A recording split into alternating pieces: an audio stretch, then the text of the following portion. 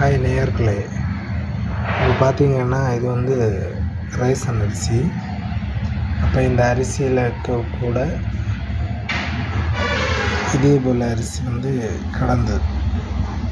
அப்போ இந்த அரிசி வந்து இந்த கூட்டத்துலேருந்து பறக்கினது.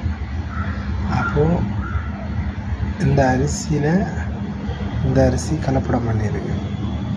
இங்கே பார்த்தீங்கன்னா அந்த அரிசி போல் தான் இதில் இருக்கும், ஆனால் வந்து டிஃப்ரெண்ட் இருக்குது, வித்தியாசம் இருக்குது. இப்போ இதை நாங்கள் வந்து விசாரித்து பார்த்ததில் இந்த அரிசிக்கு கூட இதை கலந்து மக்களுக்கு உணவில் வந்து கலப்படம் கலந்துருக்காங்க. அப்படி ஒரு செய்தி எங்களுக்கு காதில் வந்தது. அதனால் தாங்கள்